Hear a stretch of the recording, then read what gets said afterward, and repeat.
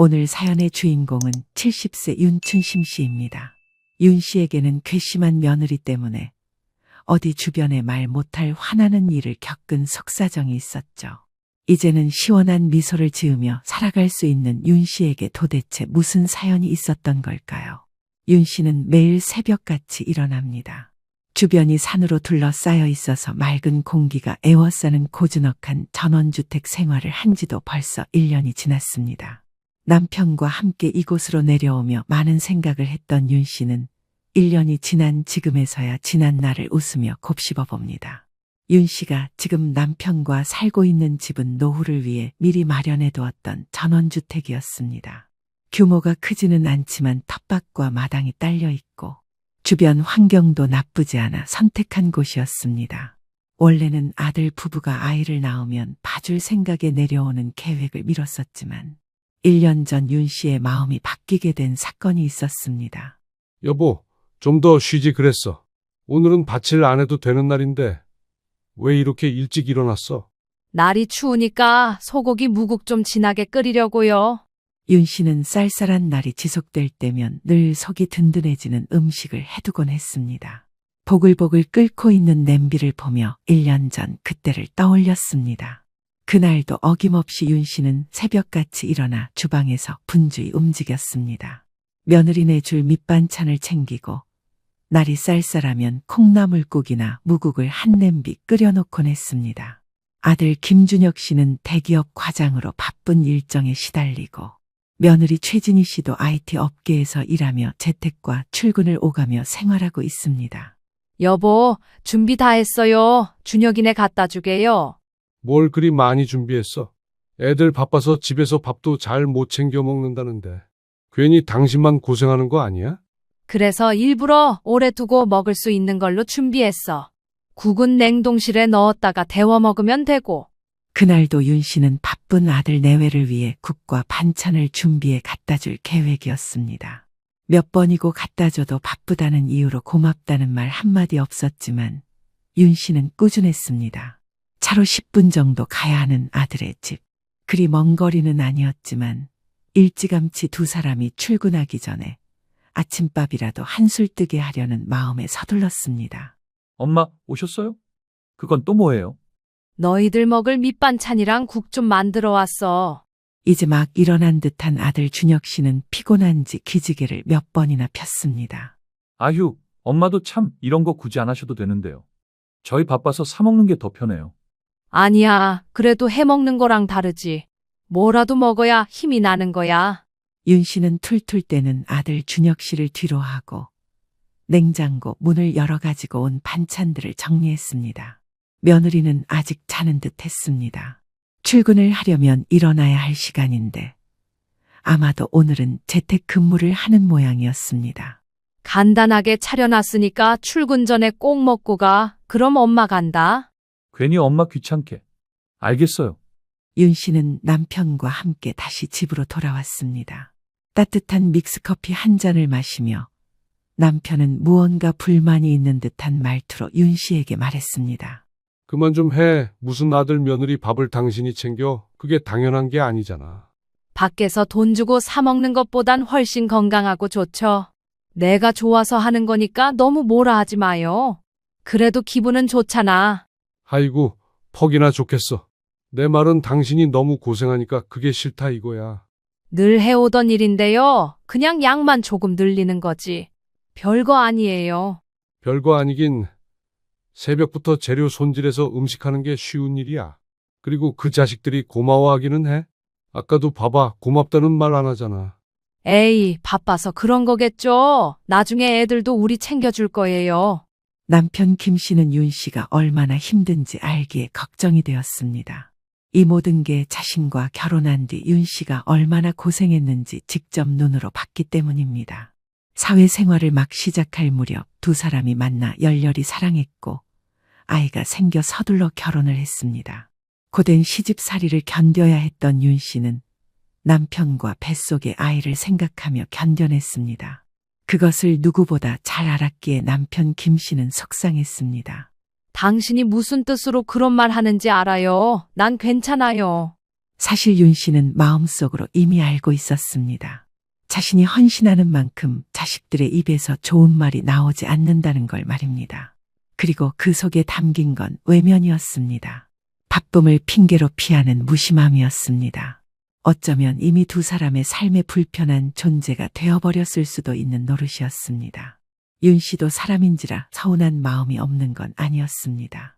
윤 씨는 많은 것을 바라는 것도 아니고 고맙다는 그 말 한마디면 충분했지만 아들과 며느리는 무심한 태도로 일관했습니다. 두 사람이 처음부터 이랬던 것은 아니었습니다. 3년 전 며느리가 처음 인사를 왔을 때 어찌나 밝고 예뻤는지 모릅니다. 안녕하세요. 최진이라고 합니다. 엄마, 내가 지난번에 말했던 사람이야. 우리 결혼 생각하고 있어. 대학을 졸업하고 보란듯이 대기업에 입사한 아들이 일에 치여 사느라 40이 넘은 나이에 결혼을 하겠다며 며느리를 데려왔습니다. 맞선을 제안해도 결혼 정보회사에 등록을 하자고 해도 반응이 없던 아들이 먼저 결혼을 하겠다고 했을 땐 세상 그 무엇보다 기뻤습니다. 나이 차이가 제법 났던지라 어린 나이에 결혼했던 자신이 떠올랐습니다. 그래서 며느리가 더 예뻐 보였는지 모릅니다. 어머니, 제가 말 주변은 없는 편이지만 최대한 노력할게요. 저 예쁘게 봐주셔서 감사해요. 그런 말을 뭐하러 해? 나야말로 잘 부탁해. 결혼하고 얼마 되지 않았을 시점에는 밖에서 자주 만나 데이트도 곧잘 했습니다. 카페를 간다거나 함께 장을 보러 간다거나 하면서 소소한 행복을 느꼈습니다. 아들 하나만 있던 윤 씨에겐 딸이 하나 더 생긴 느낌이었습니다. 하지만 이젠 그런 소소함은 온데간데 없었습니다. 사는 게 바쁘다 보니 윤 씨가 아들 내외에게 더 매달리는 것처럼 보이게 되었습니다. 집에 반찬 두고 가. 밥도 꺼내서 데워 먹을 수 있게 냉동실에 넣어두었으니까 확인해보고. 매번 신경 써주셔서 감사해요. 맛있게 먹으면 됐어. 평일엔 어쩔 수 없지만 주말에 쉬면서 밥 한 끼 정도는 챙겨 먹어야지. 밖에서 사 먹는 것도 좋지만 건강 생각해서 잘 챙겨 먹으려고 노력해봐. 네, 그럴게요. 엄마, 평일엔 그렇다 쳐도 주말엔 우리 쉬어야죠. 언제 챙겨 먹어요? 사 먹는 거 편하죠. 아무튼 감사해요. 그런데 다음부터는 엄마도 귀찮으시니까 안 해주셔도 돼요. 알았어, 알았어. 엄마가 해주고 싶으니까 해주는 거야. 아들에게 서운한 말을 들어도 윤 씨는 별다른 내색 없이 두 사람을 챙겨주었습니다. 아들은 과장으로 진급한 뒤에도 툭하면 야근을 해야 했습니다. 며느리도 중간에 이직을 하게 되면서 생활 패턴이 달라졌습니다. 모든 상황을 그저 이해해 주어야 한다고 생각했습니다. 그게 윤 씨가 지금까지 살아온 방식이었으니 말입니다. 여보, 이번 추석에 애들 온다고 했나? 네, 바빠서 못 올 줄 알았는데 시간이 된다고 하네요. 준혁이도 출근 안 한다고 하고. 에휴, 또 당신만 바쁘겠네. 시장 언제 갈 거야? 안 그래도 내일 아침에 일찍 다녀오려고 해요. 미리미리 사둬야지. 시간이 흘러 추석을 일주일 정도 앞두고 있었습니다. 긴 연휴를 대비해 어떤 음식을 해야 할지 행복한 고민을 하고 있던 윤 씨였습니다. 오랜만에 추석에 아들 부부와 함께 할 수 있음에 벌써부터 신이 날 정도였습니다. 윤 씨는 남편 김 씨와 함께 근처 전통시장을 찾았습니다. 잡채에 들어가는 야채 하나까지 직접 골랐습니다. 며느리가 좋아하는 LA 갈비부터 양념게장까지 비싸도 무조건 좋은 재료로 골라 담았습니다. 여보, 이리 와서 음식간 좀 봐요. 게장 양념했는데 어떤지 모르겠네. 간 안 봐도 훌륭하지 뭐. 당신 음식이 세상에서 제일 맛있어. 부지런히 재료를 다듬고 양념도 하나하나 손수 만들었습니다. 모든 음식이 맛깔나게 준비되었고 추석 당일 아침 아들 부부가 찾아왔습니다. 식탁 위엔 온갖 정성이 가득했습니다. 송편, 전, 나물, LA 갈비, 양념게장, 잡채, 해물찜 등 맛깔나는 음식들이 한 상 가득이었습니다. 허리에 살짝 통증까지 있었지만 윤 씨는 식구들이 맛있게 먹어줄 모습을 생각하니 웃음이 절로 났습니다. 하지만 기분 좋아야 할 식사는 시작부터 어긋났습니다. 진이야, 이 갈비 좀 먹어봐. 네가 좋아하는 거잖아. 따로 재놓은 것도 있으니까 이따가 가져가. 아, 네. 저 근데 다이어트 중이라 자제하고 있어요. 알아서 먹을게요. 딱 잘라 말하는 며느리의 말투에 잠시 정적이 흘렀습니다. 그 모습을 지켜본 남편 김 씨는 단번에 윤 씨의 마음을 눈치챘습니다. 헛기침을 몇 번 하더니 며느리에게 말을 건넸습니다. 이게 뭐야?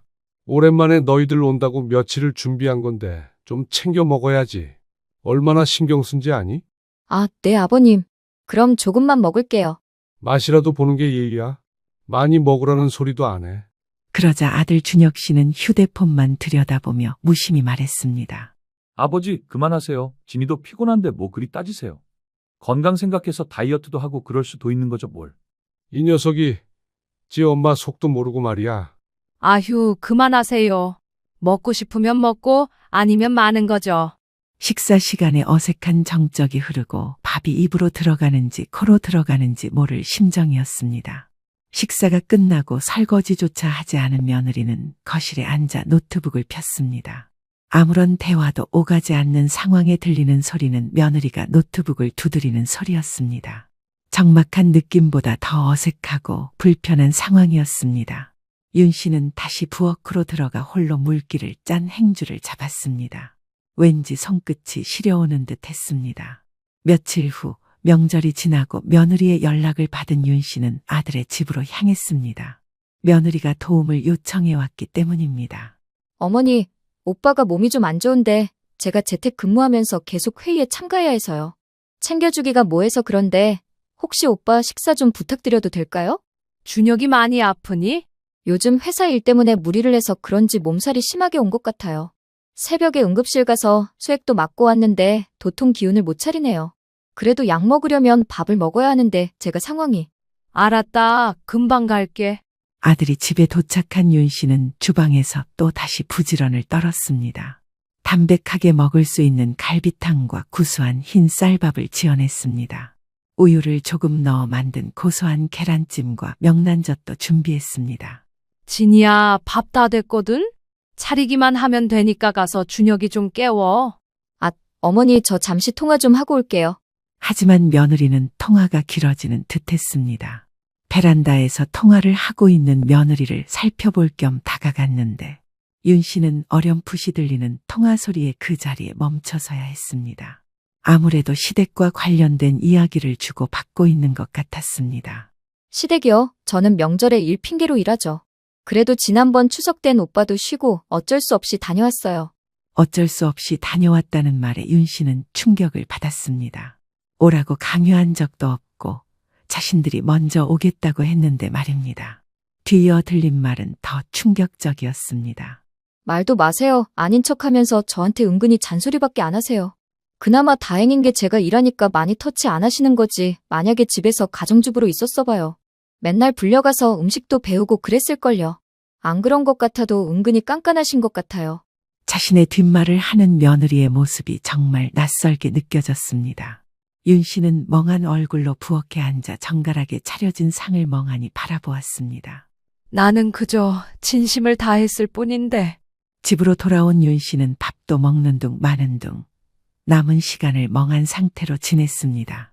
남편 김 씨도 무언가 이상함을 눈치챘지만 별다른 말을 하지 않았습니다. 그날 밤 윤 씨는 서럽고 답답한 마음에 한숨도 자지 못했습니다. 그리고 다음 날 아침 평소 같으면 기분 좋게 일어나 아침을 맞이했겠지만 윤 씨의 기분은 도무지 나아지질 않았습니다. 그 모습에 남편 김 씨가 먼저 말을 걸었습니다. 어제 준혁이네 갔다 오고 나서 당신 이상한데 무슨 일 있는 거야? 윤 씨는 그제서야 남편에게 조심스레 어제의 일을 털어놨습니다. 남편 김 씨는 처음엔 믿지 못했지만 며느리의 무심한 행동을 하나씩 떠올리며 표정이 굳어져 갔습니다. 내가 그렇게 무시당하면서도 며느리 좋다고 챙겼는데 이제 보니까 나만 바보였어. 듣기만 해도 너무하네. 당신이 그동안 마음 고생이 얼마나 많았을까? 애들이 귀찮아하는 거 나도 몰랐던 거 아니야. 근데 나는 엄마니까 챙겨줄 수 있는 건 챙겨주고 싶었어. 근데 막상 그런 말을 들으니 내가 아무것도 할 수가 없겠더라고. 이해해. 이제 당신도 애들 챙겨주는 거 그만해. 이런 수모 당하면서 굳이 해줄 필요 없잖아. 남편 김 씨의 말에 윤 씨는 가만히 고개를 끄덕였습니다. 그리고 그날 저녁 김 씨는 아들에게 전화를 걸었습니다. 준혁이냐? 몸 안 좋다면서. 지금은 어떠냐? 많이 좋아졌어요. 무슨 일이세요? 할 말이 있어서 연락했지. 그냥 넘어갈 문제는 아니라서. 다소 심각해 보이는 어투에 당황한 아들은 잠시 머뭇거리더니 이어 말했습니다. 말씀하세요. 너 진이한테 입조심 좀 하라고 해라. 시댁 무시하고 도리 안 지키는 거. 우리도 사람이야. 무슨 도리를 안 지켰다고 그러세요? 어제 네 엄마가 들었나 보더라. 진이가 통화하는 소리를 말이다. 명절에 일 핑계로 일하는 거고 어쩔 수 없이 가는 거라고. 네 엄마를 아주 잔소리꾼으로 만들어놨더구나. 아니, 뭐 통화하는 거 가지고 그러세요. 그런 말 할 수도 있죠. 맞장구 쳐줬거나 그런 거겠죠. 그렇다고 네 엄마가 집 안에 있는데 그런 소리를 해? 행여 그게 맞장구든 뭐든 우릴 기만하는 소리 아니냐? 기만이라뇨. 그만 좀 하세요. 요즘 시대가 어떤 시대인데 그런 걸로 트집 잡는 건 옛날 방식이라고요. 사람이 말도 못하고 살아요. 니들이 엄마한테 그러면 안 되는 거야. 불만이 있더라도 참고 넘어가야지. 엄마가 니들을 얼마나 생각하는지 알면 그러면 안 되는 거라고. 그러자 아들 준혁 씨는 되레 짜증을 냈습니다. 그만 좀 하시라고요. 저희가 해달라고 했어요. 엄마가 좋아서 하신 걸 가지고 저희가 장단까지 맞춰야 하는 거예요? 아버지, 그런 생각하시는 거 완전 꼰대짓이에요. 그 말에 남편 김 씨는 무언가 한 대 얻어 맞은 느낌이었습니다. 자신이 잘못 말을 해서 그런 게 아니라 아들이 왜 이렇게까지 말을 하나 어이가 없었던 겁니다. 김 씨는 아무런 대답을 하지 않고 전화를 끊었습니다. 그리고 깊은 한숨을 내쉬며 아내 윤 씨를 바라보았습니다. 그러게 뭐하러 전화를 했어요. 내가 보기엔 얘네는 사람 되기 글렀어. 나중에 당신이 정리하자고 하면 난 찬성이야. 솔직히 아직까지는 저도 이해가 안 되네요. 내가 왜 그런 소리를 들어야 하는지. 깊게 생각할 것도 없어. 배은망덕한 거지. 윤 씨는 고개를 떨궜습니다. 마음이 찢어지는 듯했지만 처음으로 도망치고 싶다는 생각이 들었습니다. 윤 씨는 지금까지 자신이 헌신해온 모든 것이 무용지물이 되더라도 더 이상 마음 상하는 일은 없었으면 했습니다. 며칠이 지난 후 윤 씨는 드디어 결심했습니다. 더 이상 자식들에게 휘둘리지 않기로 말입니다. 여보, 나 할 말 있어요. 응, 말해봐. 우리 예전에 사두었던 전원주택이 있죠? 거기로 이사 가요. 갑자기 몇 년은 더 있자고 그랬잖아. 윤 씨의 말에 남편 김 씨는 살짝 놀라는 눈치였습니다. 3년 전 이곳에서의 생활을 정리하고 고향으로 내려갈 계획이었지만 아들이 결혼하고 서로 오며 가며 지내는 와중에 혹여나 자신의 도움이 필요하진 않을까 싶어 늦추기로 했었기 때문입니다. 하지만 이제는 더 이상 이곳에 있을 이유가 없었습니다.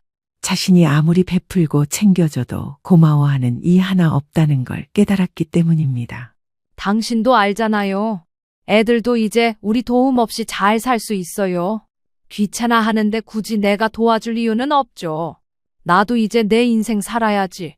나야 좋지. 언제쯤 내려갈지 시기는 정한 거야? 빠르면 빠를수록 좋을 것 같아요. 여기 생활 조금씩 정리하고 정리되는 대로 내려가면 될 것 같아요. 그래. 알았어. 애들한테는 말했어? 아직 말 안 했어요. 준비 끝나면 그때 말해도 늦지 않아요. 윤 씨는 다음 날 아침 은행을 찾았습니다. 그간 모은 통장을 정리하고 새로 적금을 들기 위해서였습니다. 그리고 오후에는 남편 김 씨와 함께 가구와 이사할 집에 필요한 물건들을 사러 돌아다녔습니다. 정신없이 바쁜 하루였지만 윤 씨는 마음은 편안했습니다. 아주머니, 이사 가신다고 들었어요. 저 아쉬워서 어떡해요.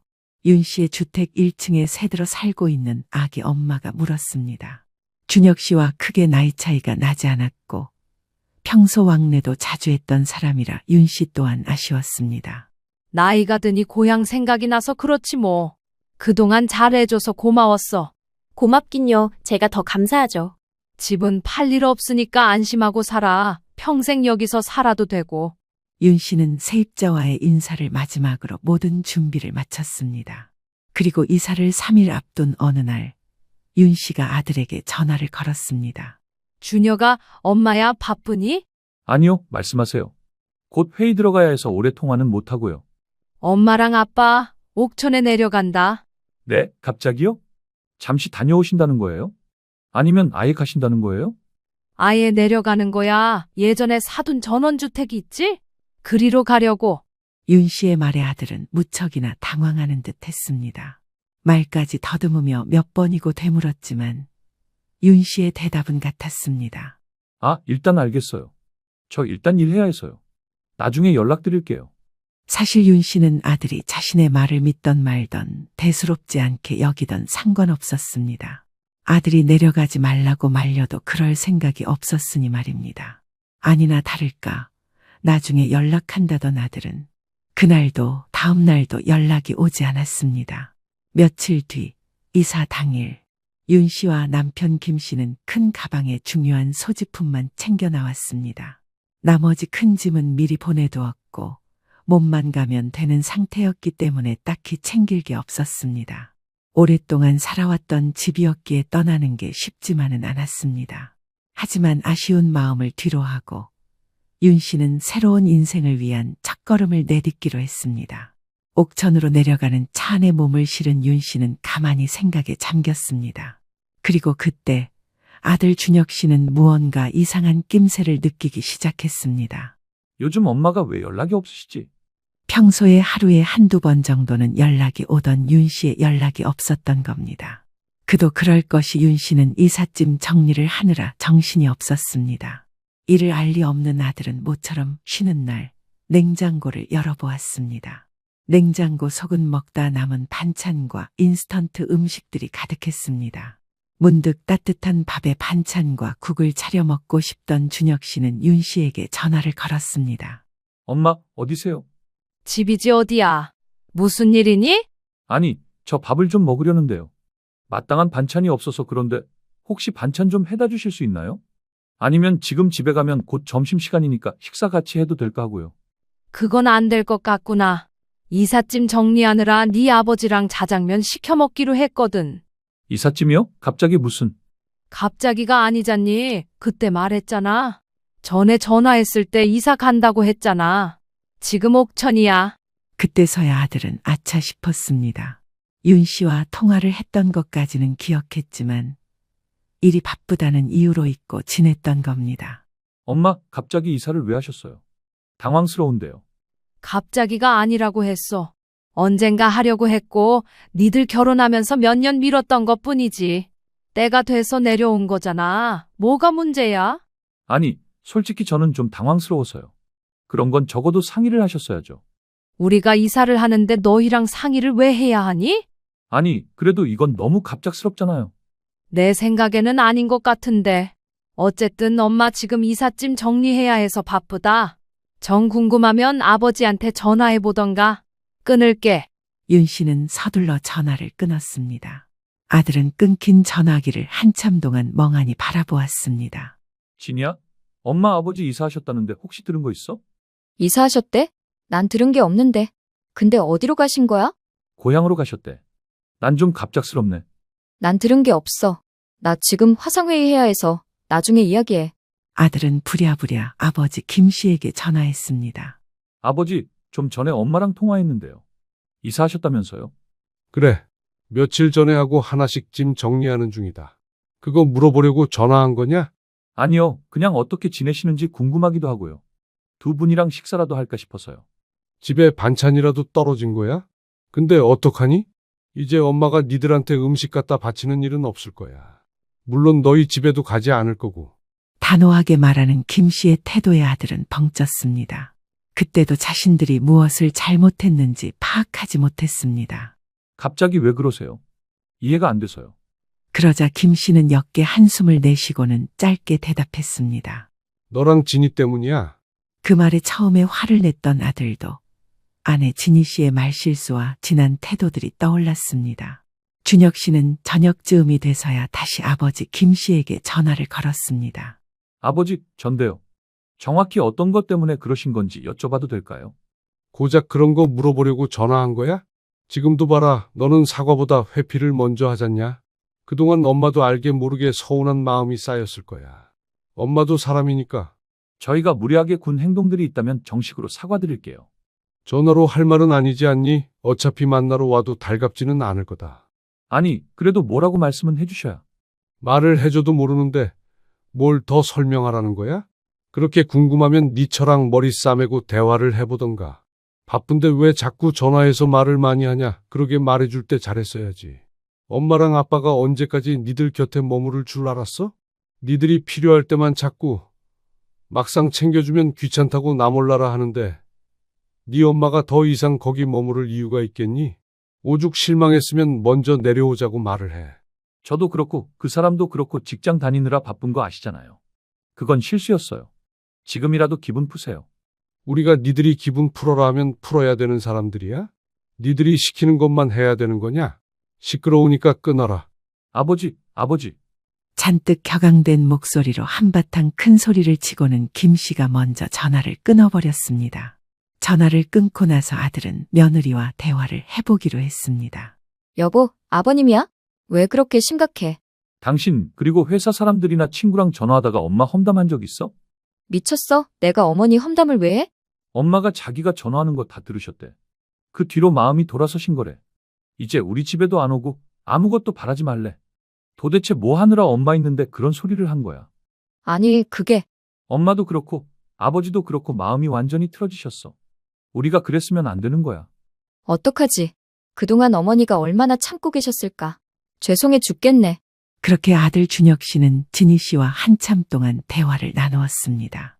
그래도 불행 중 다행인 것은 두 사람이 대화를 통해 자신들이 무엇을 잘못했는지 깨달았다는 것이었습니다. 한 달 정도의 시간이 흐른 뒤 두 사람은 회사에 휴가를 내고 윤 씨 부부가 살고 있는 옥천으로 내려갔습니다. 엄마, 아버지, 저희 왔어요. 어머님, 오랜만에 보는 얼굴이었지만 윤 씨 부부는 왠지 달갑지 않았습니다. 왔니? 니들이 여기까지 어쩐 일이야? 회사는 어쩌고? 휴가 썼어요. 두 분 뵙고 드릴 말씀도 있고요. 지금 와서 무슨 할 말이 있다고 그래? 너무 그러지 마요. 할 말이 있다잖아. 그래, 밥은 먹었니? 오면서 휴게소에서 간단히 먹었어요. 서먹한 그들 사이에서 침묵을 깬 사람은 다름 아닌 며느리였습니다.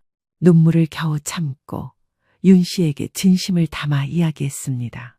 어머니, 정말 죄송해요. 저희가 너무 무심했어요. 그리고 제가 말실수를 해서 기분 상하게 해드린 점 죄송합니다. 저 많이 반성하고 있어요. 지난 일이라고 다 잊혀지는 건 아니지만 반성하고 있으면 된 거다. 저희가 너무 바라기만 했죠. 죄송해요, 정말. 급기야 며느리는 눈물을 몇 방울 흘리며 고개를 푹 떨구었습니다. 그 모습에 윤 씨는 측은한 마음까지 들었습니다. 그리고 또 다시 어색한 침묵이 흐른 뒤 이번에는 남편 김 씨가 말했습니다. 그런 험담을 해서 화가 난 게 아니라 그동안 니들이 잘못을 해놓고도 제대로 인지를 하지도 못했을 뿐더러 사과가 우선이 아니었으니 화가 난 거야. 살다 보면 누구나 이런저런 실수는 할 수 있어. 하지만 가족이라고 해서 그런 걸 다 감싸줄 순 없는 노릇이다. 잘 알고 있어요. 저희 이번에 반성 많이 했어요. 정말 죄송합니다. 그리고 이런 상황에 말씀드리는 게 맞는지 모르겠지만 저 아이 가졌어요. 윤 씨 부부는 아들과 며느리의 사과를 받아들이기로 했습니다. 하지만 결코 내색하지는 않았습니다.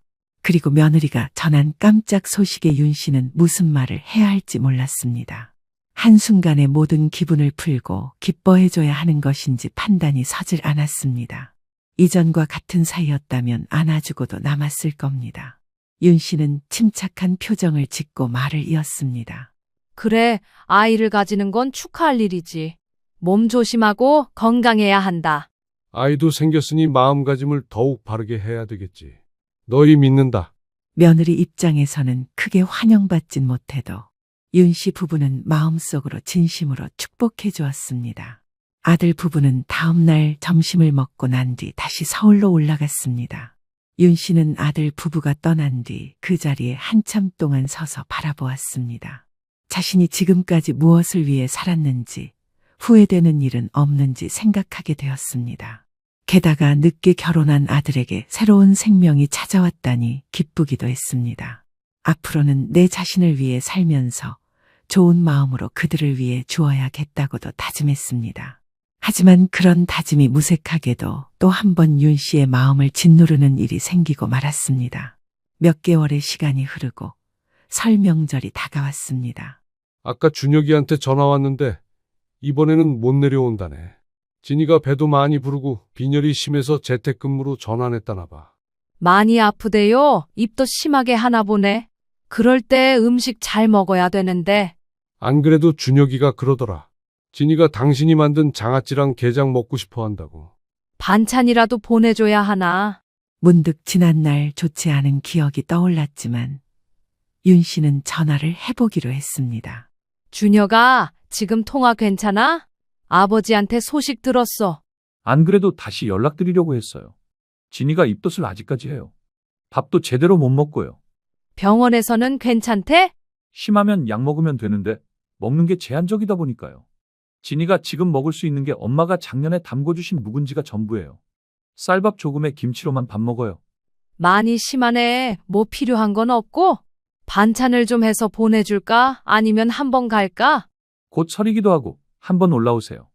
이번 설에 처가 식구들은 여행 다녀오신다고 해서 어차피 저희끼리만 있거든요. 그 말에 윤 씨는 한참 고민했습니다. 자신이 서울까지 가서 아들과 며느리를 위한 반찬을 해주어야 하는지, 해주고도 이상한 소리를 듣는 것은 아닌지 걱정이 되었던 겁니다. 전화를 끊고 윤 씨는 남편에게 말했습니다. 아무래도 이번 연휴에는 준혁이네 다녀오는 게 낫지 싶어요. 내일 모레 올라가서 장 보고 반찬 좀 해주고 음식도 해 먹고. 그래, 그러지 뭐. 그렇게 며칠 뒤 윤 씨는 남편과 함께 아들의 집으로 갔습니다.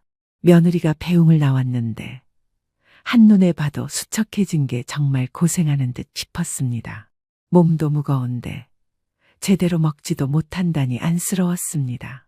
짐을 내려놓자마자 윤 씨는 남편과 함께 근처 마트로 장을 보러 갔습니다.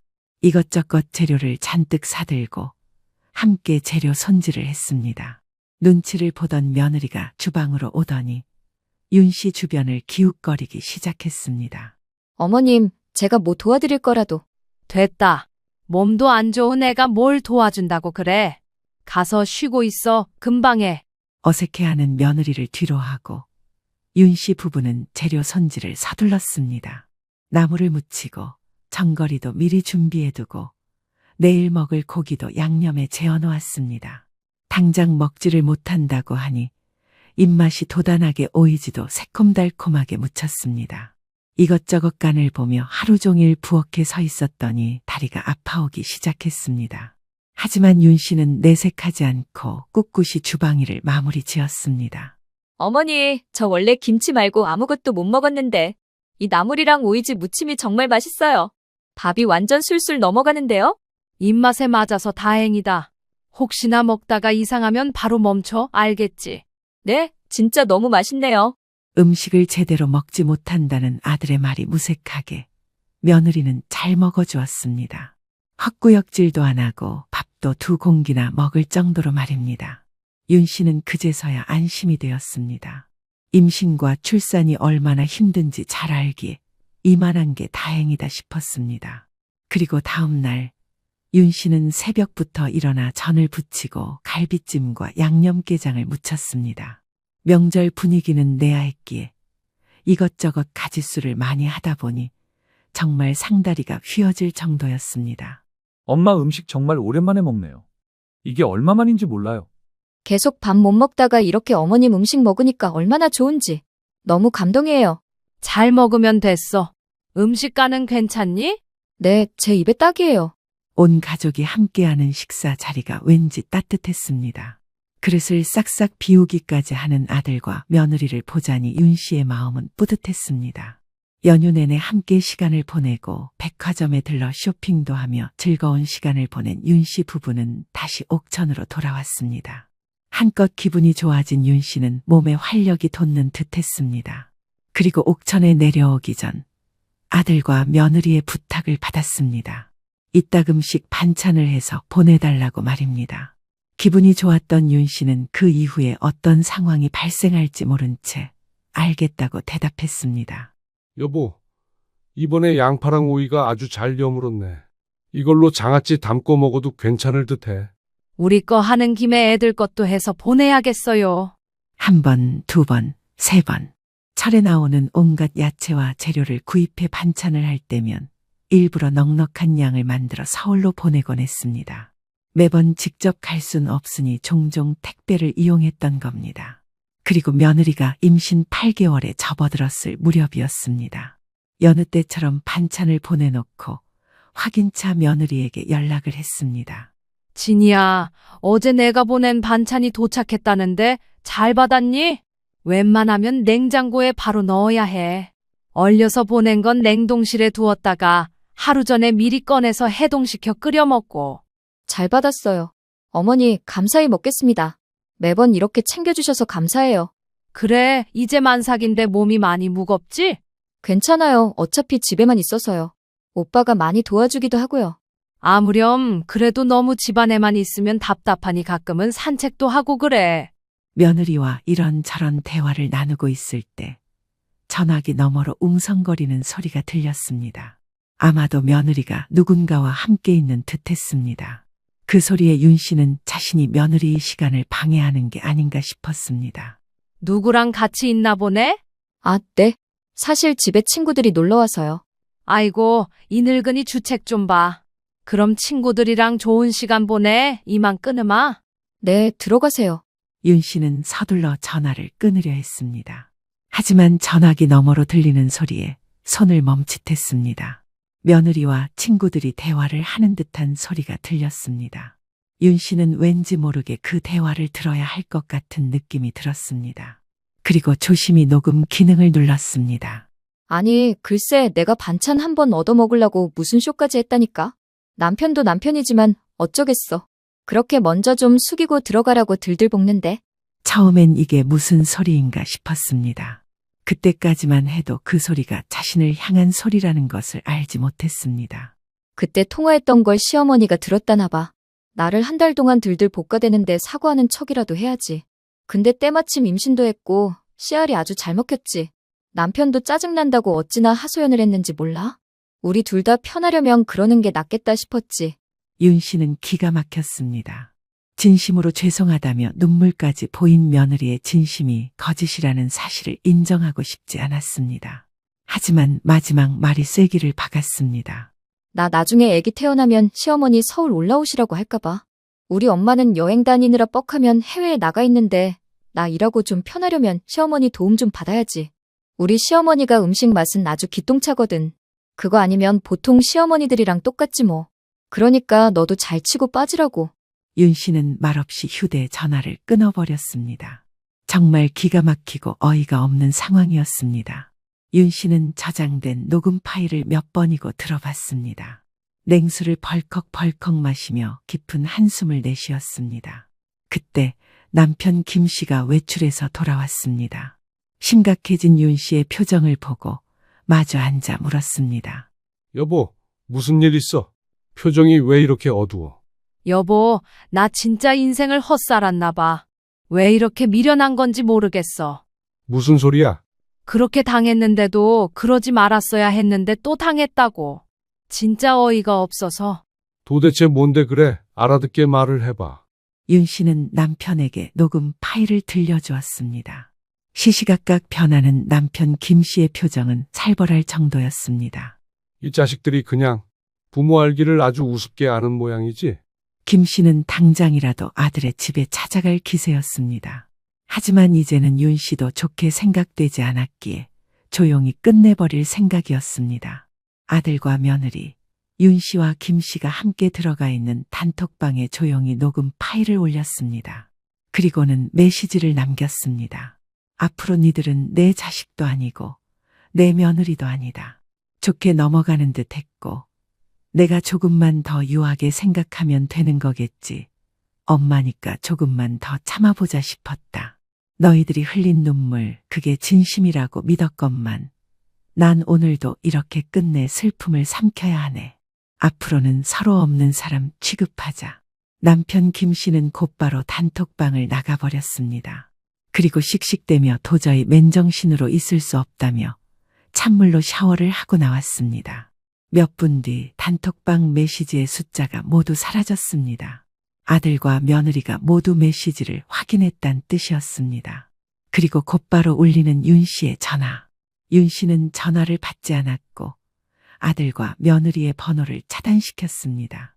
이제 더는 두 사람과 얽히고 싶은 마음이 전혀 없었습니다. 샤워를 마치고 온 남편 김 씨는 아직도 분이 풀리지 않았는지 잔뜩 화가 난 모습이었습니다. 여보, 이제 아들이고 며느리고 다 필요 없어요. 없는 사람 취급할 테니까 그만 화내요. 괘씸해서 그렇지. 당신이 어떻게 했는데 봐줄 생각도 없었지만 당신이 웃고 넘어가니까 나도 별다른 말 안 하고 있던 거라고. 그런데도 이것들이 말이야, 어휴. 이제 다 끝났어요. 혹시나 했던 내가 생각이 짧았던 거죠. 이제 볼 일 없으니까 안심해요. 그날 밤 윤 씨 부부는 오랜 대화를 나누었습니다. 거의 뜬 눈으로 밤을 지새다시피 하면서 말입니다. 그러면서 앞으로 다시는 두 사람에게 휘둘리지 않고 자신들만의 인생을 살아가기로 약속했습니다. 조금이라도 미련한 모습을 보이면 서로를 질책이라도 하면서 말입니다. 남편의 따뜻한 손을 잡고 윤 씨는 그제서야 자신이 살아온 과거를 되돌아보았습니다. 그리고 앞으로 살아갈 미래를 진지하게 생각해 보기로 했습니다. 해가 뜨고 아침이 되자 남편 김 씨의 휴대폰이 몇 번이고 울리기 시작했습니다. 하지만 김 씨 또한 전화를 받지 않았습니다. 윤 씨는 이른 아침부터 남편과 함께 텃밭을 가꾸고 주변을 산책하기도 하면서 평범한 하루를 보냈습니다. 이따금씩 노래를 틀어놓고 책도 읽고 맛있는 음식도 해먹으면서 말입니다. 그렇게 마음의 안정을 되찾아갈 무렵이었습니다. 해가 지고 있을 무렵 누군가 초인종을 눌렀습니다. 찾아올 사람이 없는데 이 시간에 누구지? 윤 씨 부부는 인터폰을 확인했습니다. 아들과 며느리가 초조한 모습으로 대문 앞에 서 있었습니다. 여보, 애들 왔네? 문 열어줄 거야? 열어주긴 뭘 열어줘요. 이 집안엔 다시는 못 들어와. 인터폰 받아서 가라고 해요. 그 말에 남편 김 씨가 인터폰을 집어들었습니다. 아버지, 저희예요. 문 좀 열어보세요. 대화 좀 해요. 어머님, 아버님, 무슨 오해가 있으신 것 같아요. 제발 저희 이야기 좀 들어주세요. 시끄러워. 또 무슨 설탕 발린 말을 하려고 그래? 네 엄마가 보낸 메시지 못 봤어? 이제 다시는 마주치지 말자고. 서로 없는 사람 취급하자니까. 격앙된 남편 김 씨의 말에 두 사람은 잠시 주춤하는 듯 했습니다. 이내 며느리가 떨리는 목소리로 말을 이었습니다. 어머니, 저예요. 저 정말 죄송해요. 한 번만 얼굴 보여주세요. 나는 더 이상 너희랑 할 이야기가 없다. 앞으로도 없을 거고, 아이를 낳으면 잘 기르면 되는 거고, 우린 이제 모르는 사이다. 너희들끼리 알아서 잘 살아. 그만하고 올라가라. 더 시끄럽게 굴면 경찰이라도 부를 테니 그런 줄 알아. 윤 씨는 매몰차다 못해 차가운 말투로 말했습니다. 밖에서 몇 번이고 초인종 소리와 윤 씨 부부를 부르는 소리가 들렸지만 두 사람은 아랑곳하지 않았습니다. 오히려 거실에 있는 커튼을 쳐버리고 TV 볼륨을 높여버렸습니다. 어찌 보면 잔인하고 누워서 침을 뱉어버릴 수 있는 상황이었지만 더는 휘둘리고 싶지 않았습니다. 신경이 쓰이긴 했지만 여기서 한 번 더 손을 내밀면 이번엔 완전히 혹구가 되어버리는 것과도 같았기 때문입니다. 두 번 다시는 당할 일 없다 생각하면서 윤 씨는 이를 꽉 깨물었습니다. 그리고 얼마 뒤 두 사람이 가버렸는지 집 주변이 조용했습니다. 그리고 그날 새벽 아들과 며느리에게 번갈아가며 메시지가 왔습니다. 앞으로 잘하겠다. 죄송하다. 이런 내용들이었습니다. 윤 씨는 답장을 하지도 않고 곧바로 메시지를 지워버렸습니다. 여보, 준혁이랑 진이 말이야. 앞으로 다시는 안 보는 거 확실하지? 그렇죠. 뭐가 좋다고 얼굴 보고 살아요. 자식이라고 하나 있는 거, 며느리라고 하나 있는 거 나 알기를 우습게 아는데 더 이상 우스운 꼴 보이면서 살고 싶지 않아요. 뱃속에 있는 아이한텐 미안하지만 차라리 안 보고 사는 게 나아. 당신 말에 동의해. 배은망덕한 것들은 본때를 보여줘야지. 그래서 말인데 재산 싹 다 정리해서 우리 노후 자금만 남겨두자고. 준혁이한테는 한 푼도 안 가게 할 거야. 당신 마음대로 해요. 윤 씨는 더 이상 누군가의 시중을 들며 사랑을 구걸하지 않았습니다. 아들과 며느리의 인정 따위 없어도 남편과 함께 남은 여생을 더 알차게 보낼 것이다 생각했습니다. 앞으로는 하고 싶은 것도 하면서 조금 더 자유롭게 살아볼 생각이었습니다. 그날 이후 아들과 며느리는 수시로 전화와 메시지를 보내왔습니다. 급기야 윤 씨 부부는 시내로 나가 휴대폰 번호를 바꿔버렸습니다. 그제서야 집이 조용해진 듯했습니다. 윤 씨는 매일 새벽같이 일어나 좋은 공기를 마시며 맑은 정신으로 하루를 시작합니다. 지금까지의 헌신적인 삶을 뒤로하고 오롯이 자신과 남편만을 위한 인생을 살아가기로 한 지금 오히려 마음이 더 편해졌음을 느끼면서 말입니다. 영수가 나 그때 정말 죽고 싶을 만큼 창피하고 화가 났어. 손주가 먹다 남긴 거라고 당당하게 말하는데 내가 그 자리에서 어떻게 해야 할지 모르겠더라고. 순자야, 그런 놈은 한번 제대로 혼내줘야 해. 그냥 넘어가면 계속 우습게 볼 거야. 그런데 미경이 생각하면 어떻게 해야 할지 모르겠어. 괜히 부부싸움 시키는 것 같고. 아니야, 순자야, 미경이도 엄마가 그런 대접받는 걸 보고 속상했을 거야. 그 사위 놈이 한 행동은 너무 지나쳤어. 영숙이는 잠시 생각하더니 조심스럽게 입을 열었습니다. 순자야, 내가 좋은 생각이 있어. 무슨 생각? 그 사위 놈한테 똑같이 해주는 거야. 너가 당한 그대로 말이야. 73살 정순자 씨는 평소와 다름없이 창가에 앉아 따스한 볕을 쬐며 무료한 오후를 보내고 있었습니다. 혼자 사는 집은 적적하기만 하고 시계 소리만이 유난히 크게 들렸습니다. 그때 마치 기다렸다는 듯 전화벨이 요란하게 울렸습니다. 엄마, 나 미경이야. 전화 너머로 들리는 목소리는 듣기만 해도 반가운 딸 미경이었습니다.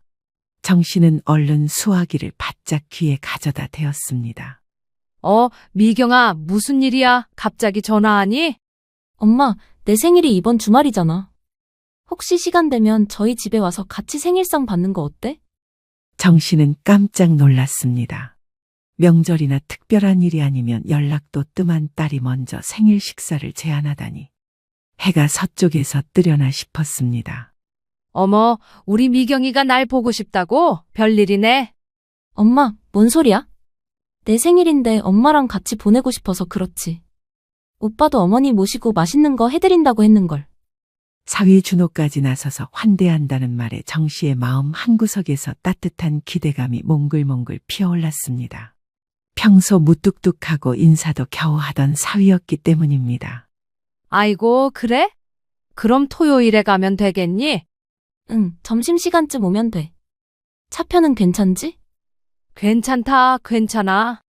오랜만에 바깥바람도 쐴 겸 좋지.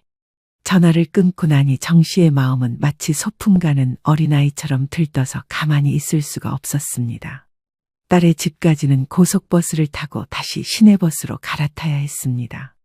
시간만 따져도 꼬박 4시간이 넘게 걸리는 거리였습니다. 그래도 딸이 생일상을 같이 받자고 하니 그 정도 거리야 문제없었습니다. 정 씨는 옷장 깊숙이 넣어두었던 외출복을 꺼내 정성스럽게 다려놓았습니다. 정 씨는 딸의 생일 선물로 무엇을 가져갈까 고민하다가 평소 미경이가 좋아하던 고급 양말 세트와 예쁜 목걸이를 골라 포장지에 곱게 싸두었습니다. 용돈 봉투도 미리 준비했습니다. 평생 아끼고 모은 쌈짓돈에서 10만 원을 꺼내 새 봉투에 정성스럽게 넣었습니다. 딸에게는 5만 원, 사위에게는 3만 원, 그리고 손자 지민이에게는 2만 원까지 따로따로 준비했습니다. 우리 미경이 생일인데 이 정도는 해줘야지. 정 씨는 혼잣말을 하며 뿌듯한 미소를 지었습니다. 토요일 새벽, 알람 소리보다 먼저 눈이 떠졌습니다. 정 씨는 서둘러 일어나 정성껏 화장을 하고 가장 예쁜 옷으로 갈아입었습니다. 가방에는 선물과 용돈 봉투, 그리고 혹시나 해서 준비한 딸이 좋아하는 약과 한 봉지까지 챙겨 넣었습니다. 버스 정류장으로 향하는 발걸음이 얼마나 가벼웠는지 모릅니다. 오랜만에 딸을 만난다는 기쁨, 그리고 사위까지 나서서 생일상을 차려준다는 고마움에 가슴이 벅찼습니다. 미경이 얼굴 보는 게 얼마만인가? 지민이는 또 얼마나 컸을까? 버스 창밖으로 빠르게 스쳐 지나가는 풍경들을 바라보며 정씨는 온갖 상상에 잠겼습니다. 딸이 어떤 생일상을 준비했을지, 사위가 정말 맛있는 음식을 해줄지, 손자 지민이가 할머니를 보고 얼마나 반가워할지 생각하니 긴 여행길도 전혀 지루하지 않았습니다. 정씨의 얼굴에는 내내 환한 미소가 떠나지 않았습니다. 정씨는 오늘만큼은 정말 행복한 하루가 될 것 같았습니다. 딸 미경이가 결혼한 지도 벌써 8년이 지났습니다. 처음 사위 준호를 만났을 때 정씨는 속으로 우리 미경이가 괜찮은 사람 만났구나 하며 안도했었습니다. 그래서 결혼식을 준비할 때 사위 준호는 나름 신경을 많이 써주었습니다. 정씨가 경제적으로 여유롭지 못한 상황을 헤아려서 웨딩홀 비용부터 각종 예단까지 거의 대부분을 자기 집에서 부담해 주었습니다. 어머님, 걱정하지 마세요. 저희가 알아서 할 테니까요. 엄마, 준호 오빠가 정말 잘해줬어. 엄마도 고맙지? 그때만 해도 정씨는 사위에 대해 고마운 마음뿐이었습니다. 딸이 좋은 사람 만나서 행복하게 살 수 있을 거라는 기대감에 가득 찼었습니다. 결혼 초기 몇 년 동안은 정말 사이가 나쁘지 않았습니다. 명절이면 사위가 먼저 안부 인사를 드렸고 정씨의 생일에도 딸과 함께 찾아와 간소하게나마 생일상을 차려주기도 했습니다.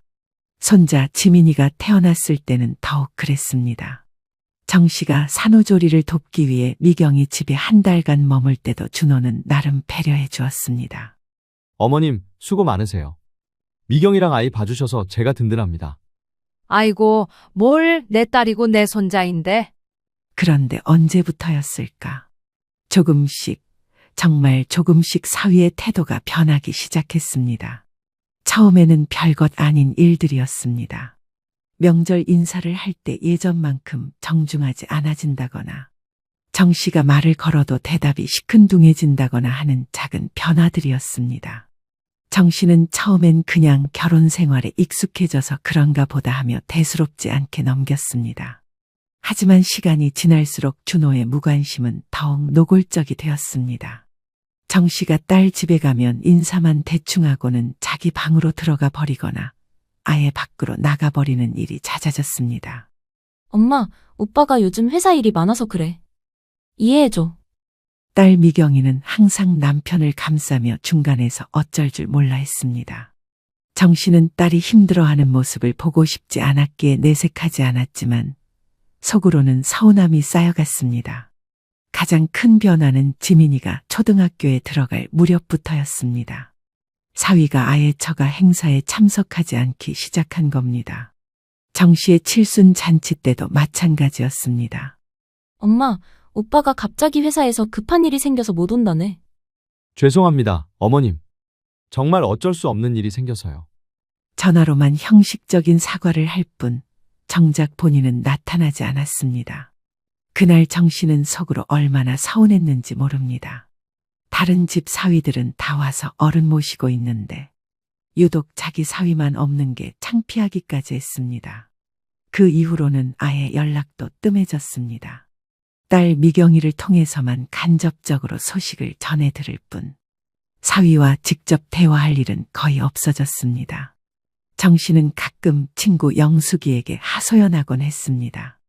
영수가 요즘 사위들이 다 그런가 봐. 처음에만 잘하고 나중엔 시큰둥해지고. 글쎄 말이야. 우리 때는 사위가 장인어른 장모님 모시는 걸 당연하게 생각했는데 그래도 딸이 중간에서 힘들어할까봐 정씨는 별말 하지 않고 지냈습니다. 그저 손자 지민이라도 가끔 보면 그것만으로도 족하다고 스스로를 달랬습니다. 그런데 이번에 딸이 먼저 생일 식사를 제안한 것입니다. 게다가 사위까지 나서서 음식을 해준다고 했으니 그동안의 서운함이 다 해소될 수 있는 기회가 될지도 모른다는 기대감이 생겼습니다. 이런저런 생각을 하니 금방 딸이 사는 아파트 단지에 도착했습니다. 정씨는 가방끈을 다시 한번 매만지며 현관 비밀번호를 눌렀습니다. 그런데 집안에서 나는 소리가 이상했습니다. 뭔가 부산스럽고 어수선한 기척이 들렸습니다. 현관문을 열고 들어서자 정씨는 당황했습니다. 신발장에는 가족들 신발이 어지럽게 흩어져 있었고, 거실에서는 텔레비전 소리가 요란하게 울려 퍼지고 있었습니다. 미경아, 엄마 왔다. 그런데 대답이 없었습니다. 정 씨가 거실로 들어서니 소파에 사위 준호가 잠옷 차림으로 늘어져 있었습니다. 머리는 떡이 져서 한쪽으로 눌려 있었고 얼굴은 부석부석했습니다. 아, 어머님 오셨어요? 준호는 느릿느릿 일어나면서도 제대로 인사하지 않았습니다. 그냥 손만 살짝 들어 보일 뿐이었습니다. 정 씨는 순간 어리둥절했습니다. 분명 점심 먹으러 오라고 해서 왔는데 이 집에는 생일상을 준비한 흔적이라고는 전혀 보이지 않았습니다. 준호야, 미경이는 어디 있니? 아, 미경이요. 방에서 화장하고 있을 거예요.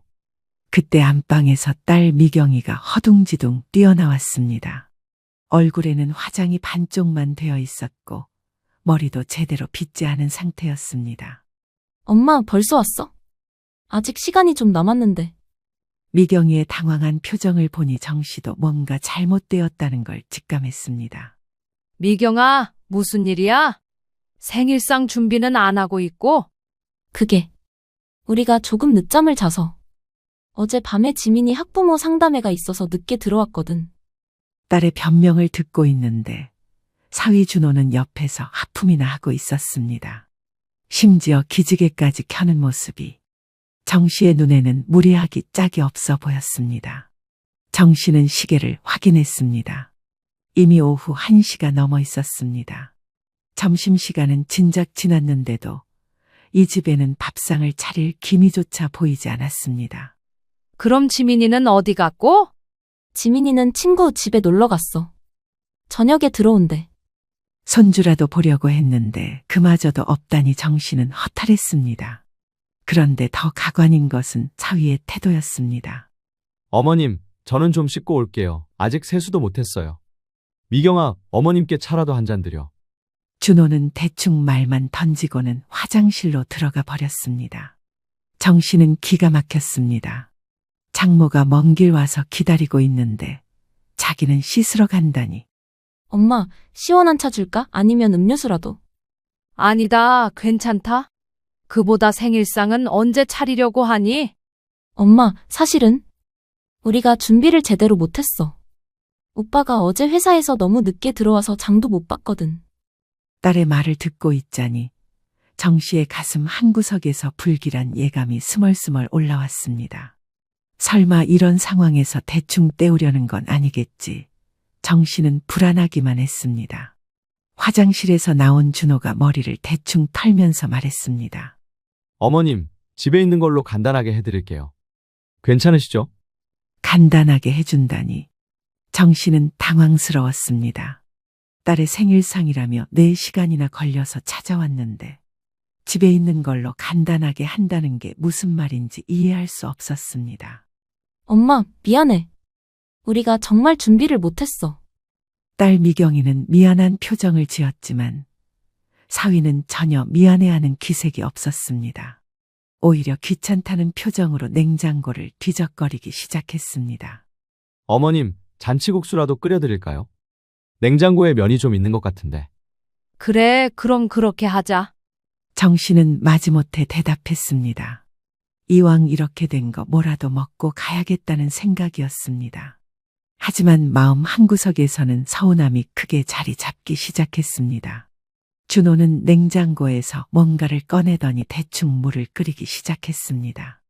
하지만 그 모습조차 성의 없어 보였습니다. 마치 빨리 해치우고 싶다는 듯한 표정이었습니다. 정 씨는 소파에 앉아서 이 모든 상황을 지켜보며 점점 기분이 상했습니다. 분명 자기들이 먼저 초대해 놓고는 이런 식으로 대접하다니. 이게 과연 딸의 생일을 축하하러 온 장모를 맞는 태도인가 싶었습니다. 엄마, 정말 미안해. 다음에는 제대로 준비해서 모실게. 괜찮다, 괜찮아. 그냥 얼굴이나 보면 되지 뭐. 정 씨는 억지로 웃으며 대답했지만 속으로는 이미 실망감이 크게 자리 잡고 있었습니다. 잠시 후 사위 준호가 주방에서 뚝배기 하나를 들고 나왔습니다. 정 씨가 기대했던 정성스런 생일상과는 전혀 다른 모습이었습니다. 어머님, 잔치국수 나왔습니다. 준호는 잔치국수를 담은 그릇을 식탁 위에 툭 내려놓았습니다. 그 소리가 유난히 크게 들렸습니다. 정 씨는 그 잔치국수를 보는 순간 뭔가 이상하다는 걸 직감했습니다. 국수 위에는 기름이 둥둥 떠다니고 있었고 무엇보다 국물이 미지근했습니다. 김이 모락모락 나는 따뜻한 국수가 아니라 마치 식어버린 것을 다시 데운 듯한 모습이었습니다. 고맙다, 준호야.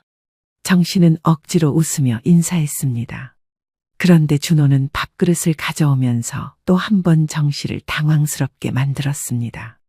어머님, 밥은 어제 남은 게 있어서 전자레인지에 데웠어요. 공기에 담긴 밥을 보니 가장자리가 딱딱하게 굳어 있었습니다. 한눈에 봐도 오래된 찬밥이었습니다. 정 씨는 순간 말문이 막혔습니다. 엄마, 반찬은 뭐 꺼내줄까? 딸 미경이가 냉장고에서 반찬통 몇 개를 꺼내왔는데 그마저도 형편없었습니다. 시들시들한 김치 한 접시와 멸치볶음 조금, 그리고 언제 만들었는지 모를 콩나물 무침이 전부였습니다. 정 씨는 젓가락을 들었지만 쉽게 음식에 손이 가지 않았습니다. 4시간이나 걸려서 찾아온 장모에게 이런 식으로 식사를 대접한다는 게 믿어지지 않았습니다. 어머님, 빨리 드세요. 식으면 맛없어요. 준호는 마치 자신이 정성껏 차려준 음식인 양 당당하게 말했습니다. 정 씨는 참을 수 없는 기분이 들었지만 일단 국수부터 떠봤습니다. 그런데 젓가락으로 국수를 집는 순간 정 씨의 눈이 커졌습니다. 국물 위에 밥알 몇 개가 둥둥 떠다니고 있는 게 누가 봐도 누군가 먹다가 남긴 흔적이었습니다. 이게 뭐냐? 정 씨의 목소리가 조금 떨렸습니다. 하지만 준호는 아무렇지도 않게 대답했습니다. 아, 그거요? 어제 지민이가 먹다가 남긴 건데 아까워서 그냥 넣었어요. 정 씨는 귀를 의심했습니다. 손자가 먹다 남긴 음식을 그대로 자신에게 내놓다니. 정 씨는 사위의 말에 젓가락을 내려놓았습니다. 가슴 속에서 뜨거운 분노가 치솟아 올랐습니다. 하지만 딸 앞에서 큰 소리를 내고 싶지 않았습니다. 미경아, 물 좀 가져다 줄래? 딸이 물을 가져오는 동안 정 씨는 마음을 진정시키려 애썼습니다. 하지만 준호의 다음 말은 정 씨의 참을성의 한계를 시험했습니다. 어머님, 안 드세요? 맛없어요? 요즘 음식 아까워서 버리기가 그렇잖아요. 저희도 어제 먹었는데 괜찮던데요. 정 씨는 준호를 똑바로 쳐다봤습니다. 이 사람이 지금 무슨 말을 하고 있는 건지 정말 이해할 수 없었습니다. 준호야, 이게 장모한테 낼 음식이니? 어머님, 요즘 세상에 뭘 그렇게 까다롭게 생각하세요? 가족끼리 그런 거 따지면서 살면 힘들어요. 정 씨는 더 이상 참을 수 없었습니다. 하지만 딸이 중간에서 어쩔 줄 몰라 하는 모습을 보니 말이 나오지 않았습니다. 엄마, 내가 다시 끓여드릴게. 됐다, 됐어. 나는 배가 안 고프다. 정 씨는 자리에서 일어났습니다. 한술도 먹지 않은 채로 말입니다. 어머님, 왜 그러세요? 제가 뭘 잘못했나요? 준호는 정말 모르겠다는 듯한 표정을 지었습니다. 그 모습에 정 씨는 더욱 화가 났습니다. 아니다, 잘했다, 아주 잘했어. 정 씨의 목소리에는 차가운 분노가 담겨 있었습니다. 엄마, 앉아있어. 내가 정말 새로 만들어드릴게. 미경아, 됐다고 했잖니? 나는 이제 갈 거야. 어머님, 벌써 가세요? 좀 더 계시다 가시죠. 준호의 말에는 전혀 아쉬움이 느껴지지 않았습니다. 오히려 빨리 가라는 뜻으로 들렸습니다. 정 씨는 가방을 들고 현관으로 향했습니다.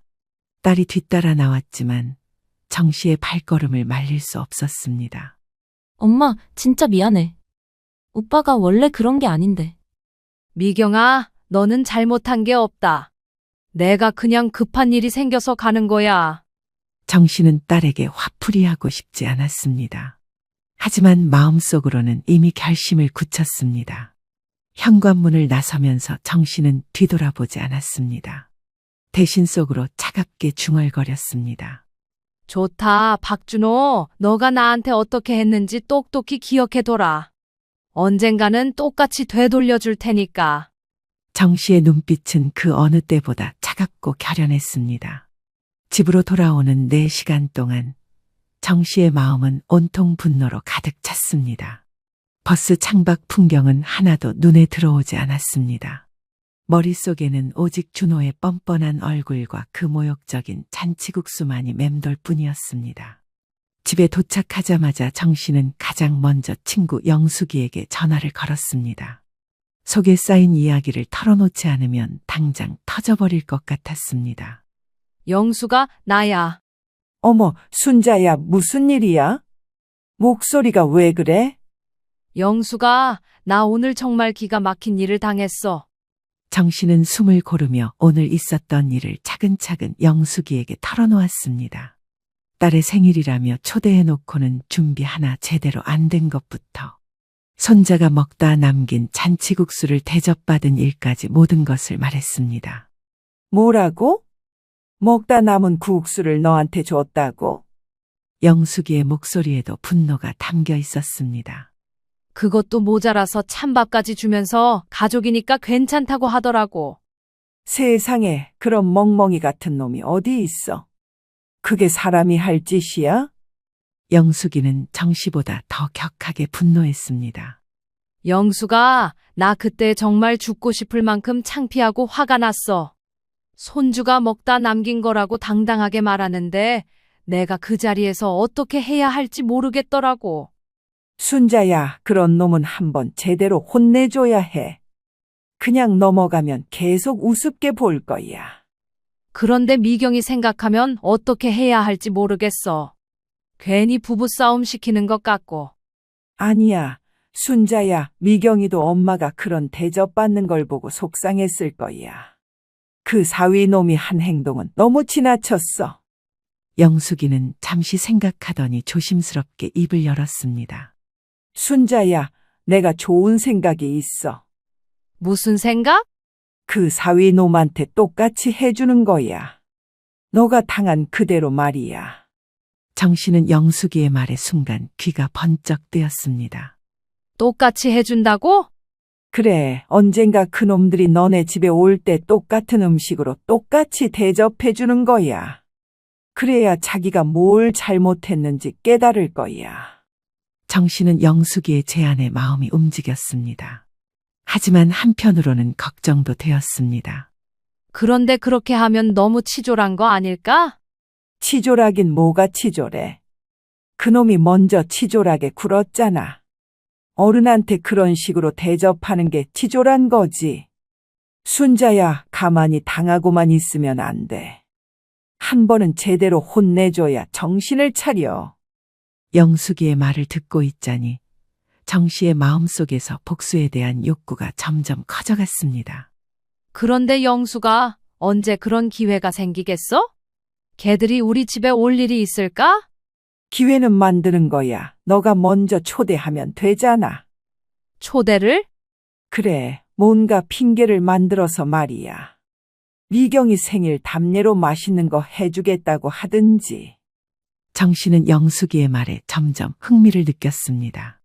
순자야, 그 사위 놈이 뭘 제일 좋아해? 글쎄, 미경이 말로는 고기를 엄청 좋아한다던데. 특히 갈비탕을 좋아한다고 했어. 그거야. 갈비탕이라고 해서 초대해놓고 똑같이 해주는 거야. 영숙이의 목소리에는 흥분이 담겨 있었습니다. 영수가 그런데 정말 그렇게 해도 될까? 순자야, 너가 당한 걸 생각해봐. 네 마음이 얼마나 아팠는지. 그놈도 똑같이 느껴봐야 해. 정 씨는 오늘 자신이 느꼈던 그 참담한 기분을 떠올렸습니다. 먹다 남은 음식을 받았을 때 그 모멸감, 사위의 뻔뻔한 태도를 봤을 때 그 분노가 가슴 깊숙한 곳에서부터 다시 치솟아 올랐습니다. 그래, 영수가. 나도 그놈한테 똑같이 느끼게 해주고 싶어. 그래, 그거야. 내가 도와줄게. 계획을 짜보자. 어떻게? 일단 핑계부터 만들어야지. 갈비탕 해주겠다고 전화해서 언제 시간 되는지 물어보는 거야. 그런데 정말 갈비탕을 해줘야 하는 거 아니야? 물론 해줘야지. 하지만 어떻게 해주느냐가 중요한 거야. 영숙이는 의미심장하게 웃었습니다. 순자야, 그놈이 너한테 어떻게 했는지 정확히 똑같이 해주는 거야. 먹다 남은 갈비탕에 찬밥까지. 영수가 정말 그렇게 해도 될까? 당연하지. 그놈이 먼저 그렇게 했잖아. 너가 뭘 잘못했다고 그런 대접을 받아야 해? 정씨는 마침내 결심을 굳혔습니다. 좋아, 영수가. 해보자. 그놈한테 똑같이 해주자. 그래, 잘 생각했어. 내가 끝까지 도와줄게. 전화를 끊고 나자 정씨는 오랜만에 마음이 시원해지는 걸 느꼈습니다. 오늘 당한 모욕을 고스란히 되돌려줄 생각에 입가에 차가운 미소가 떠올랐습니다. 박준호, 두고 보자. 너가 나한테 어떻게 했는지 똑똑히 기억해뒀다가 똑같이 되돌려줄 테야. 며칠 뒤 정씨는 용기를 내어 딸에게 전화를 걸었습니다. 목소리는 최대한 자연스럽게 하려고 애썼습니다. 미경아, 나야. 엄마, 지난번에는 정말 미안했어. 딸의 미안해하는 목소리에 정씨는 잠시 마음이 흔들렸습니다. 하지만 준호의 뻔뻔한 얼굴을 떠오르자 다시 마음이 굳혀졌습니다. 아니야, 괜찮다. 그보다 미경아, 이번 주말에 시간 있니? 응. 왜? 지난번에 제대로 생일상도 못 받았는데 엄마가 갈비탕이라도 끓여줄까 해서. 엄마, 괜찮겠어? 무거운 거 들고 어떻게 오려고? 엄마가 해주는 거면 우리가 가는 게 맞지. 그래, 오너라. 엄마가 해주고 싶어서 그러는 거야. 준호도 갈비탕 좋아한다며? 응, 좋아해. 그런데 정말 괜찮아? 당연하지. 토요일 점심때 오너라. 맛있게 끓여 놓을게. 그럼 우리가 뭐 좀 사가지고 갈까? 아니다. 아무것도 가져올 거 없어. 그냥 오기만 해. 전화를 끊고 나서 정씨는 즉시 영숙이에게 연락했습니다. 영수가 토요일에 오기로 했어. 그래, 잘했네. 이제 준비해야지. 영수가 그런데 정말 갈비탕을 끓여야 하는 거 맞지? 당연하지. 하지만 어떻게 끓이고 어떻게 내주느냐가 중요한 거야. 영숙이는 정씨와 함께 치밀한 계획을 세웠습니다. 먼저 정말 맛있는 갈비탕을 끓인 다음 일부러 많이 덜어서 먹어치우는 것이었습니다. 그리고 찬밥도 미리 준비해 두기로 했습니다. 순자야, 그리고 집안도 좀 어수선하게 해놔야 해.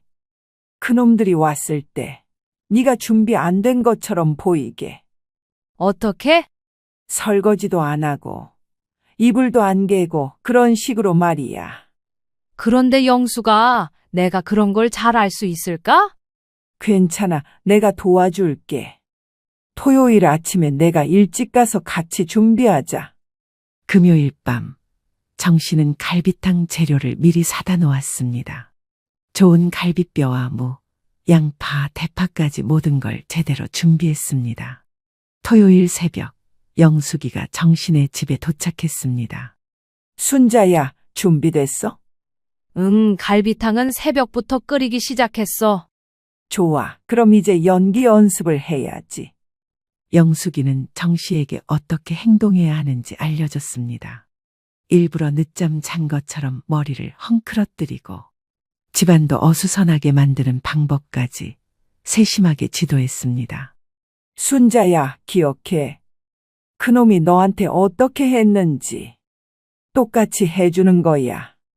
알겠어, 영수가. 정씨는 거울을 보며 피곤한 표정을 연습했습니다. 하품하는 모습, 귀찮다는 듯한 표정까지 여러 번 반복해서 연습했습니다. 시간이 흘러 오전 11시쯤 되자 정씨와 영숙이는 본격적으로 준비에 들어갔습니다. 자, 이제 갈비탕에서 고기랑 국물 많이 덜어내자.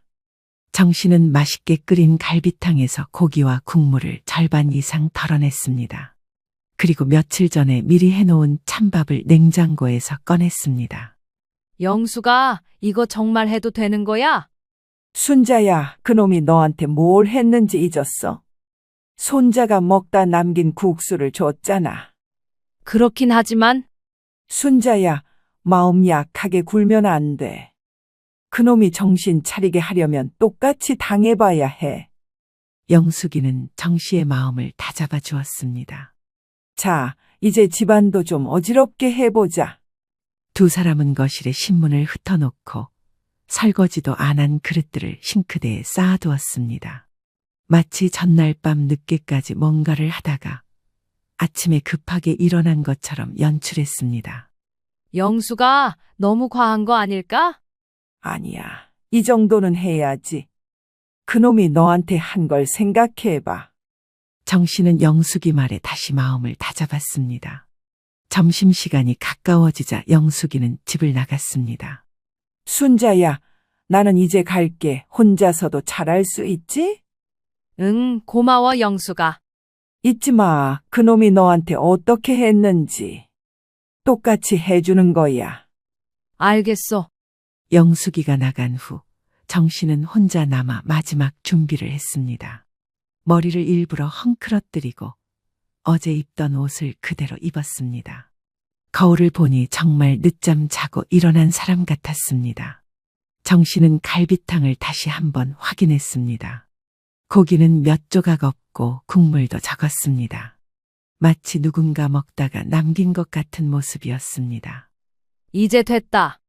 박준호, 너가 나한테 어떻게 했는지 똑똑히 기억나지? 정씨의 눈빛에는 차가운 결의가 담겨 있었습니다.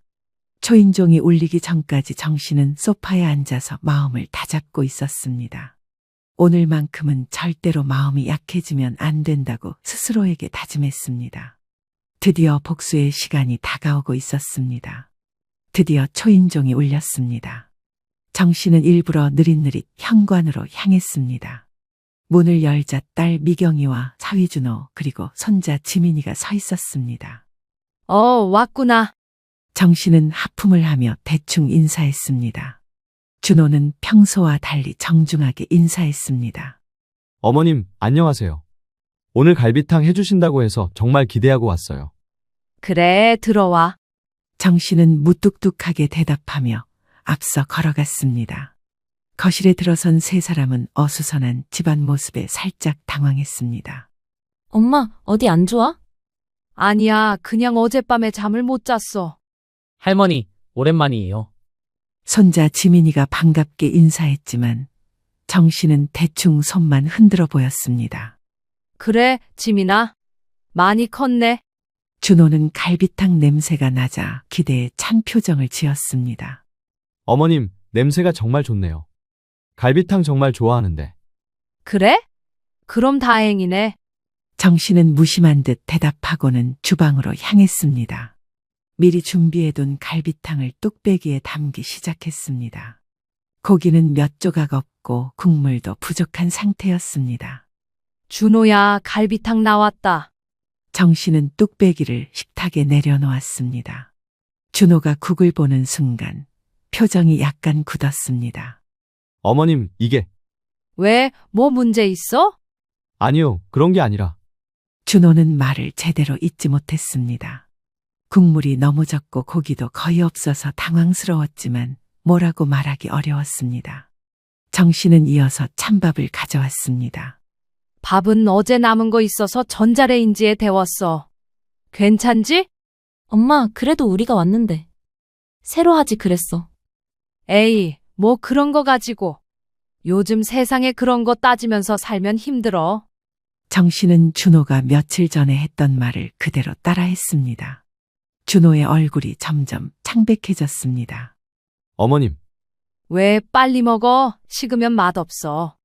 준호는 젓가락을 들었지만 쉽게 음식에 손이 가지 않았습니다. 갈비탕 국물 위에는 기름이 둥둥 떠다니고 있었는데 누가 봐도 누군가 먹다가 남긴 흔적이 역력했습니다. 어머님, 이거 혹시.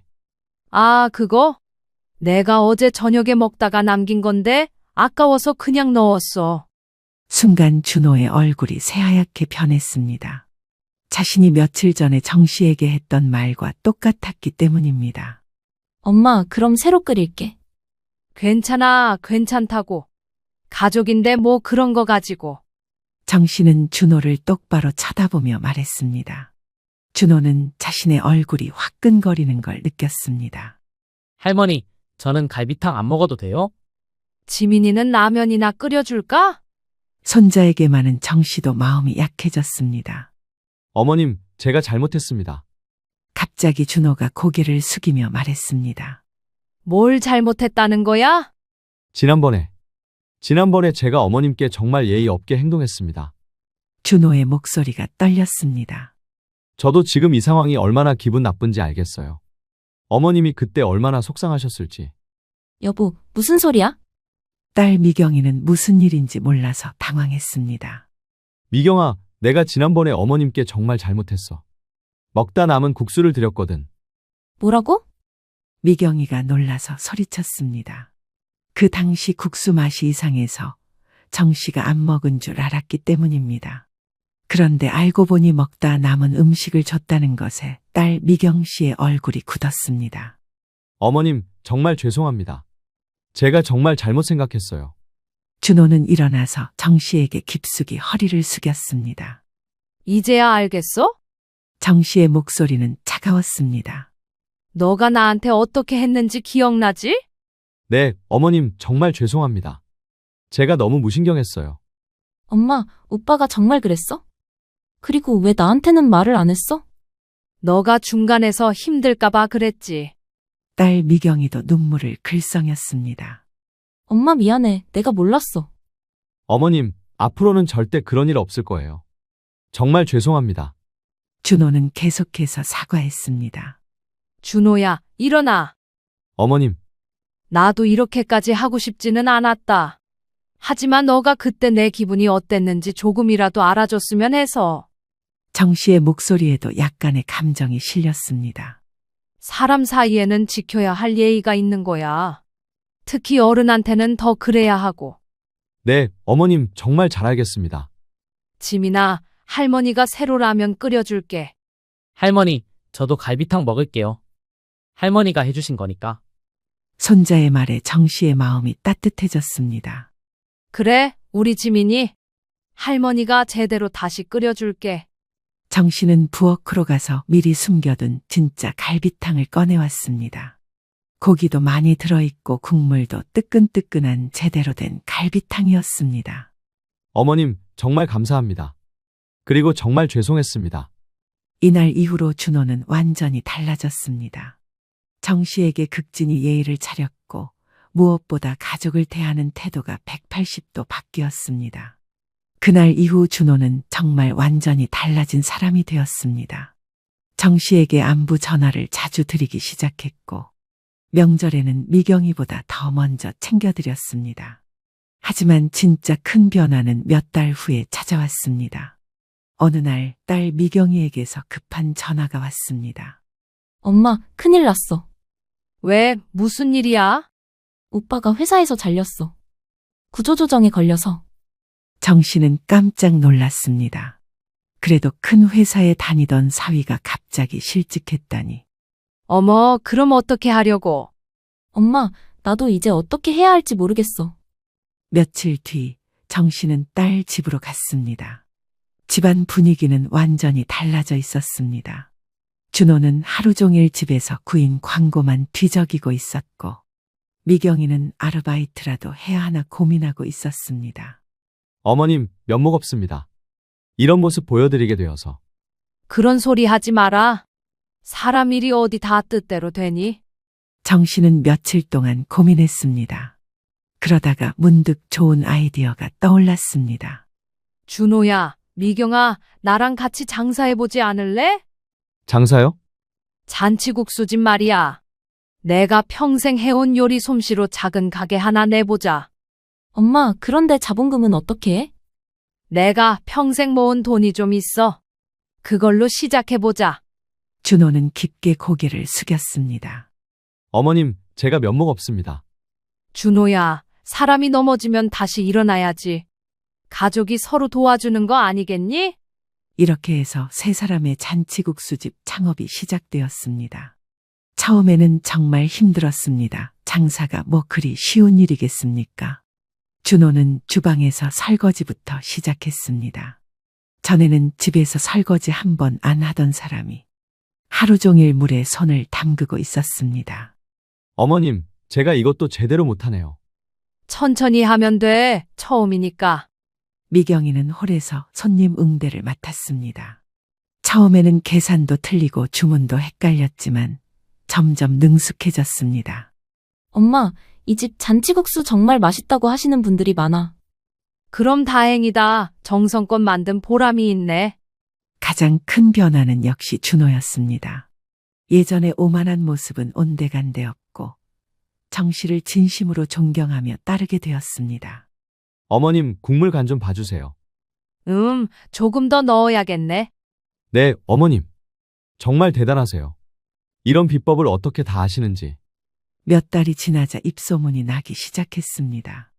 할머니 손맛 그대로의 잔치국수라는 소문이 동네에 퍼졌기 때문입니다. 그런데 가게가 정말 유명해진 건 손자 지민이 덕분이었습니다. 할머니, 제가 유튜브에 영상 올려도 돼요? 유튜브가 뭐냐? 인터넷에서 많은 사람들이 보는 동영상이에요. 할머니 국수 끓이는 거 찍어서 올릴게요. 그렇게 해서 지민이가 올린 할머니의 정성 가득 잔치국수 영상이 인터넷에서 화제가 되었기 때문입니다. 젊은 사람들이 할머니의 손맛을 보러 멀리서도 찾아오기 시작했습니다. 할머니, 영상 보고 왔어요. 정말 맛있다고 소문났더라고요. 할머니 손맛이 최고예요. 우리 엄마 생각나네요. 이런 말들을 들을 때마다 정씨는 뿌듯했습니다. 1년 뒤 가게는 동네에서 가장 유명한 맛집이 되었습니다.